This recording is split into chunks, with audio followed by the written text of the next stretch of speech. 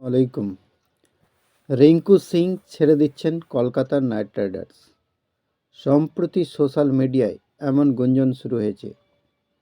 রিঙ্কুর ভক্তদের মধ্যেই রয়েছে এমন গুঞ্জন। যথেষ্ট যুক্তি রয়েছে পিছনে।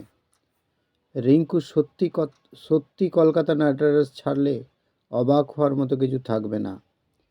এই একই কারণে অনেক ক্রিকেটার বড় সিদ্ধান্ত নিয়ে থাকেন। বলা হচ্ছে রিঙ্কু সিংয়ের প্রতি নাইট সংসারে হচ্ছে অবিচার। ব্যাপারটা কি? ব্যাপারটা টাকা পয়সা সংক্রান্ত। রিঙ্কু এত করেও কলকাতা নাইট রাইডার্সে যে টাকা পাচ্ছেন, নিলামে উঠলে নিশ্চয় এর থেকে বেশি পেতেন বলে অনেকেই মনে করছেন। আইপিএল এখন পর্যন্ত 31টি ম্যাচ খেলেছেন রিঙ্কু সিং। এই সময়ের মধ্যে 36.25 গড়ে 725 রান করেছেন। বিশেষ ব্যাপার হলো শেষ ওভারে 142.16 স্ট্রাইক রেটে এই রানগুলো করেছেন রিঙ্কু। এর মধ্যে রয়েছে শেষ ওভারে 5 বলে 5 ছক্কা মেরে গুজরাট টাইটান্সের বিপক্ষে ম্যাচ জেতার কীর্তিও।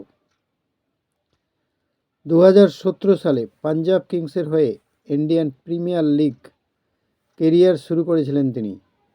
এরপর 2018 সালে কলকাতা নাইট রাইডার্স শিবিরে যোগদান করেন। রিঙ্কু সেই থেকে কলকাতা নাইট রাইডার্সের অংশ হিসেবে রয়েছেন।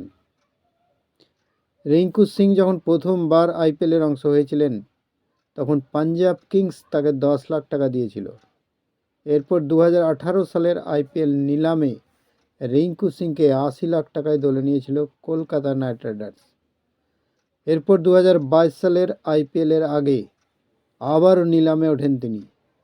এবারও তার উপর আস্থা রাখে কলকাতা নাইট রাইডার্স, কিন্তু এবার বেতন হলো মাত্র 55 লক্ষ টাকা। 2023 সালের আইপিএলে তিনি 55 লক্ষ টাকা বেতনে খেলেছিলেন এবং এবারও কেকেআর তাকে 55 লক্ষ টাকায় ধরে রেখেছে। মজার বিষয় হলো যে বোলারকে রিঙ্কু সিং 5-6 মেরেছিলেন, সেই জসদয়ালের বেতন রিঙ্কু সিংয়ের থেকে কয়েক গুণ বেশি। এবার রয়্যাল চ্যালেঞ্জার্স ব্যাঙ্গালোর 5 কোটি টাকায় জসকে দলে নিয়েছে। সেই জায়গায় রিঙ্কু কেন 55 লাখে কলকাতা নাইট রাইডার্সে রইলেন তা এখনও অজানা। অবশ্য রিঙ্কু সিং যদি নিলামে উঠতেন, তাহলে জসদয়াল থেকেও বেশি টাকা পেতেন। ভিডিও এই পর্যন্তই। থ্যাঙ্কস।